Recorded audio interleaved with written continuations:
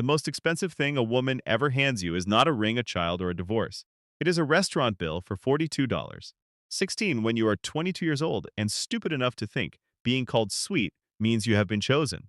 The place is too loud, too dim, and too expensive for a Tuesday. She lets you order first, smiles when you pick the safer entree, and touches your wrist once when she laughs.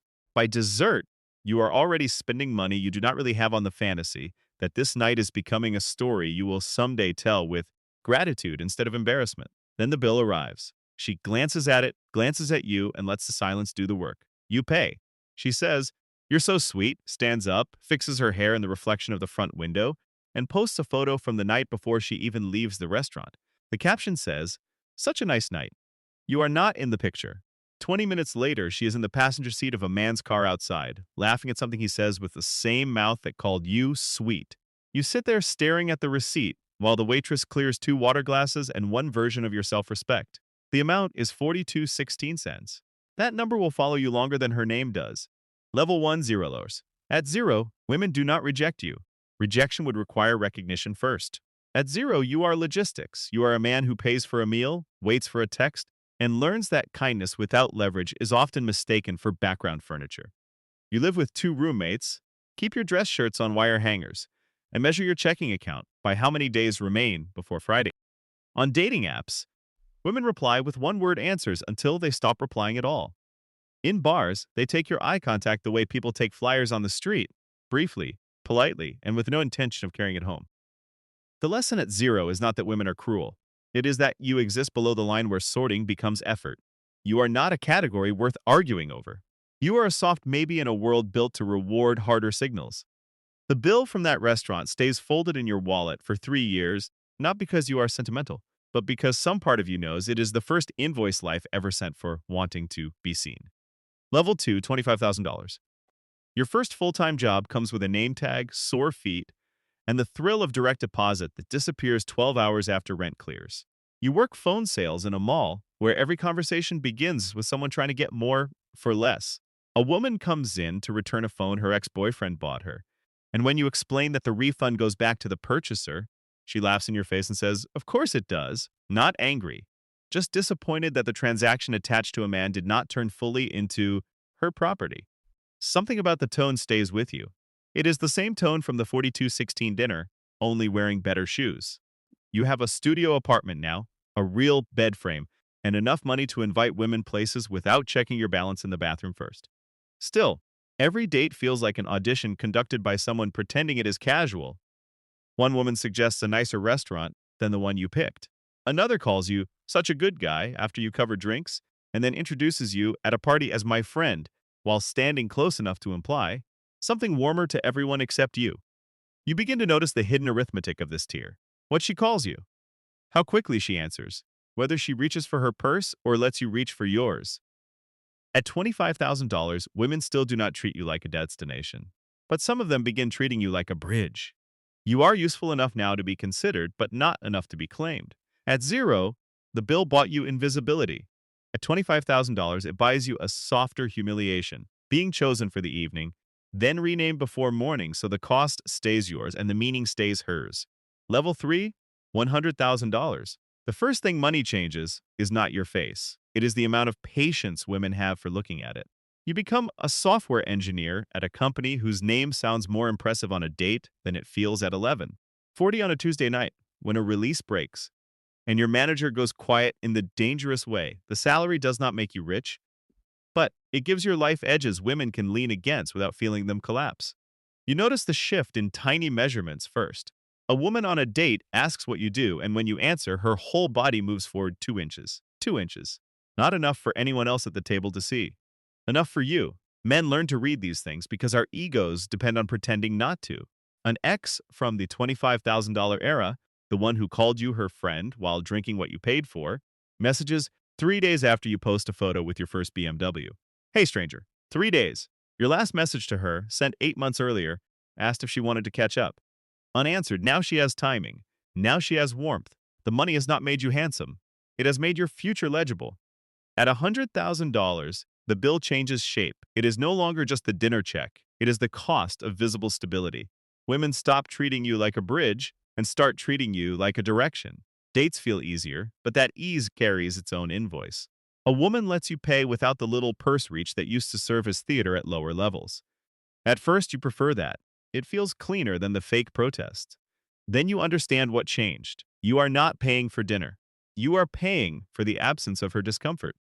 She does not need to pretend she hates receiving because your income has made receiving look rational. Comfort is the product. You are the vendor. Level 4, $500,000.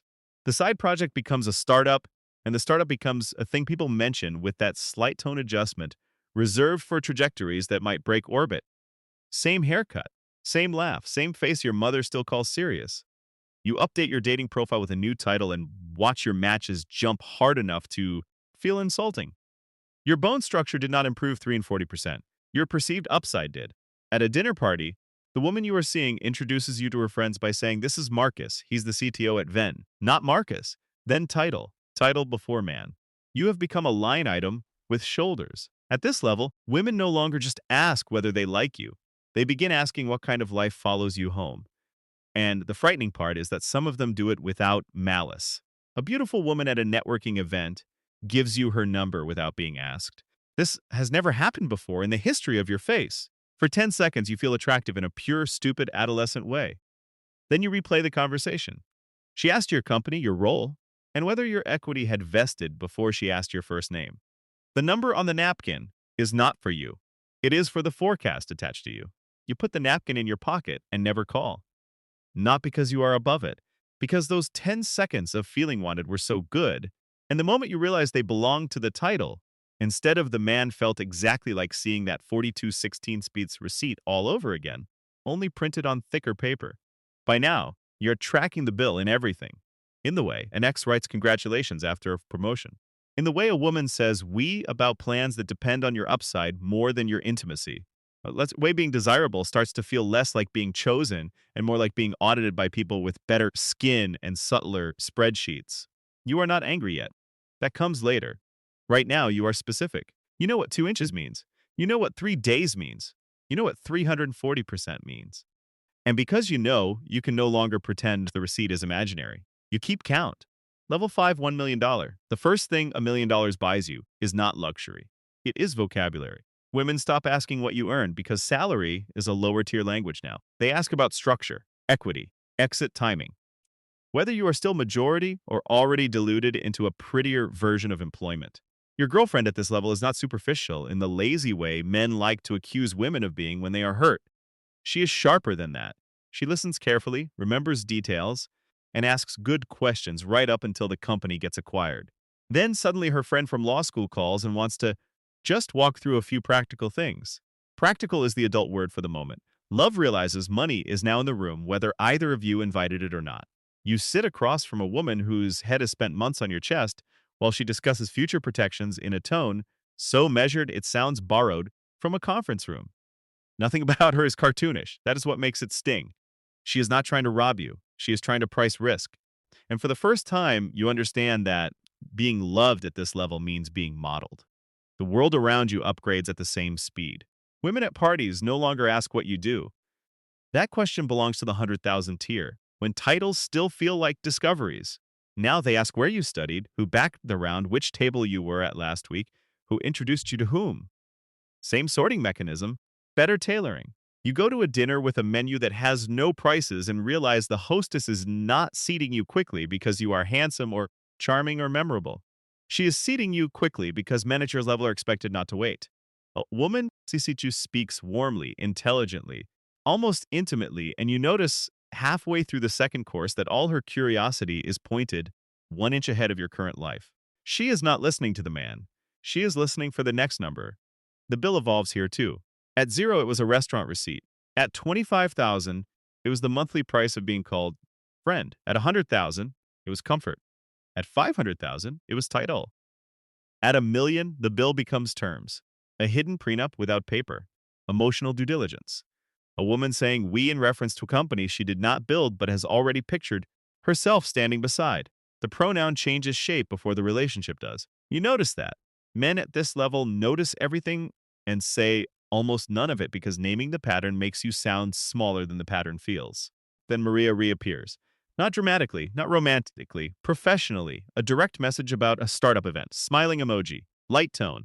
You go, because part of being a man is telling yourself closure might arrive wearing business casual. She pitches you something half good and half premature over drinks in a crowded room where everyone is pretending not to network too visibly. You do not fund her, not revenge. Her numbers do not work. But later, when she offers to get you a drink, you decline without thinking. First time the glass has moved in your direction and you do not take it. The refusal is small, the geometry is not. You realize that at $1 million, the thing money buys best is not access. It is the ability to reject without needing to be rude. Wealth turns old humiliations into quiet leverage. Level 6, $10 million. At 10 million, intimacy stops arriving organically and starts arriving through logistics. Women approach you at events in patterns now. One makes eye contact from across the room. Another appears 4 minutes later with a reason to stand near you. A third mentions a mutual contact at exactly the point the conversation would otherwise die. You start timing the gaps because by now you have spent 2 decades being trained by microsignals. 4 minutes, 4 minutes again. You do not know whether this sequence is coordinated, instinctive, or only visible because your paranoia has finally become data literate. The distinction does not comfort you. Your assistant manages your calendar now, including dinner reservations, and the personal blocks you swear are still private. The woman you meet through a members-only app does not text you directly to set up the first date. She goes through your assistant's inbox. The sentence itself should have sounded absurd to the version of you holding that 42/16 bill in a cheap restaurant. Now it sounds normal enough to be devastating. You are no longer a man making plans. You are an availability window with a body attached, and the women entering your life have started adapting to the system more smoothly than you have. You date one woman with real money of her own. Not doing well. Real money. You think this might fix something. It does not. It just upgrades the software. She is kind, educated, genuinely funny. And at dinner with her friends, she introduces you not as boyfriend, not as partner, but as someone with a really interesting portfolio. Portfolio. Not person, not future, not tenderness. Portfolio. You sit with that word at 2 in the morning in a house you own outright and understand that equal money does not eliminate appraisal, it refines it. Women at lower levels may evaluate your salary. Women at 10 million evaluate your architecture. The bill at this level is no longer paper, it is access itself. The price of being wanted is that the wanting increasingly arrives pre-optimized, pre-cleared, pre-scheduled, and impossible to separate from the machinery surrounding you. The richer you become, the less often a woman reaches your life without first passing through systems built to protect, enhance, sort, and monetize proximity.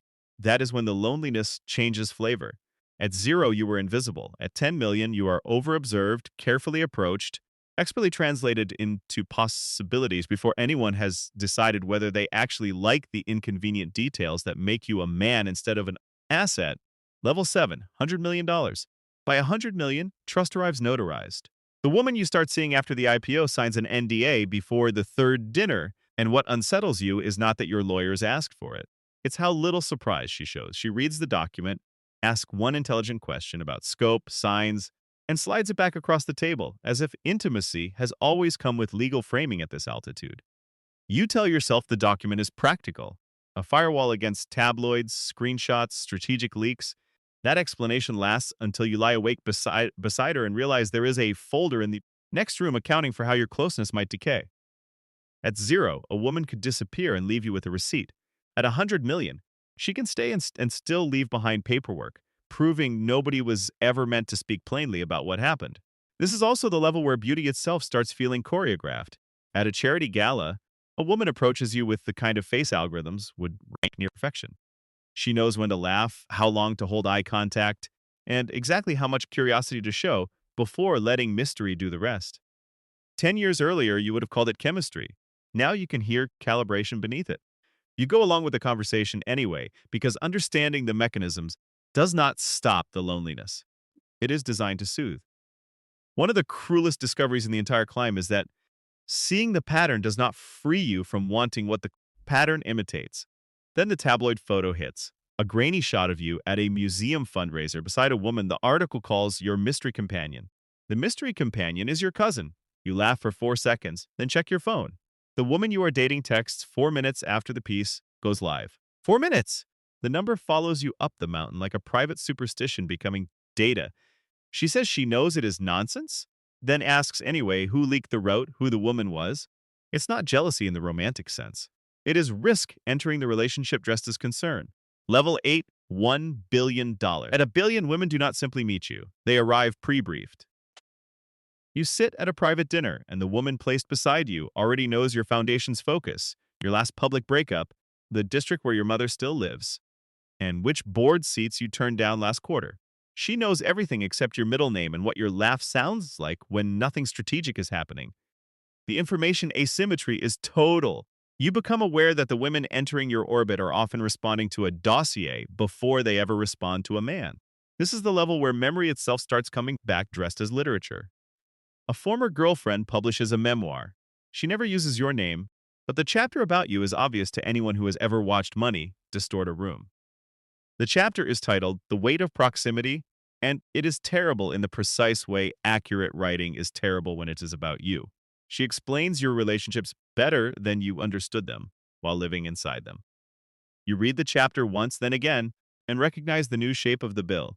It is no longer what women cost. It is what proximity to you costs them. Then Maria writes again. Not with a pitch this time. Not with a smiling emoji. Just one line. I owe you an apology for something you definitely remember. You do remember. The restaurant? The bill. The first receipt from the life you ended up building. This time you answer. Not because you think apology can rewind anything, but because at $1 billion, you have begun craving any interaction not already optimized by net worth, image management, or predictive value. When she finally sits across from you at dinner, older now, sharper, carrying her own success instead of somebody else's reflected light, the strangest thing in the room is not her face.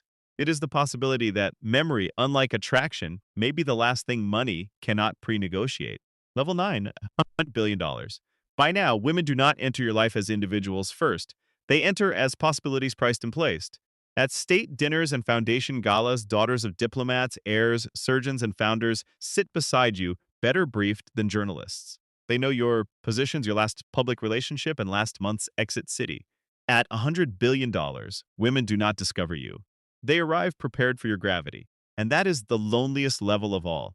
Because by now you know that being wanted is not the same thing as being seen. At 0, women look through you. At 1 million, they looked ahead of you. At 100 million, they looked around you.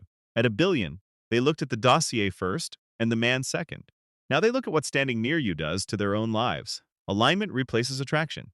Then Dr. Okafor writes you a letter. A letter. She runs a scholarship program you funded, and she tells you about a student named Amara, the first in her family to attend university, who cried when she opened the acceptance packet. Because, for the first time, the future looked bigger than the room she grew up in. The letter does not mention your net worth or your reputation. It mentions one girl, one family, one door opening. You read it 3 times and understand something brutal. It is the most honest thing a woman has given you in years. That same week, Maria asks to meet. You choose the old part of town on purpose. Not the same restaurant from the 4216's bill. That place closed years ago, but the same kind of narrow streets and cheap signs. She arrives older, steadier, successful in a way that belongs entirely to her. No pitch deck, no strategic softness.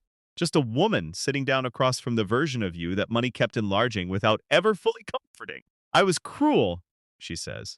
You almost laugh because the sentence is too small for the memory it is trying to settle. Cruel was the bill. Cruel was the photo without you in it. Cruel was learning over and over that female attention changed shape faster than your ability to trust it. But you let her say it. Then she orders 2 drinks and slides one toward you across the table. The gesture is so simple. That is why it lands so hard. 30 years ago, a woman let you pay and left you holding the receipt. Tonight, one returns the drink. Not the same glass, not the same girl, not the same man, but close enough. You take it. For one suspended second, you feel something rarer than attraction, validation, or desire. You feel unbriefed warmth, a gesture not optimized by title, legal exposure, or proximity to power. Unpriced. Later that night, you walk into a small bar nearby. No assistant, no security, no one looks up twice. You order water and take the far stool. A woman sits beside you, asks, "Is anyone sitting here?" You tell her no. She smiles, thanks you, and turns back to her friend. And that is the final answer. Women did not simply treat you better as you got richer. They treated you differently because wealth kept changing what you meant before you ever opened your mouth. At 0, you were beneath the sorting line. At 100 billion, You were above ordinary approach. Both were forms of distance. The first restaurant bill was never about losing 42 the 16 cents. It was about losing the last cheap version of being seen. Money bought access, comfort, leverage, beauty, and rooms full of women trained to enter your life correctly. It never bought certainty. That is why, after all the dinners, all the contracts, and all the calibrated smiles, the most expensive thing a woman can still hand you is not a bill. It is a moment that asks for nothing.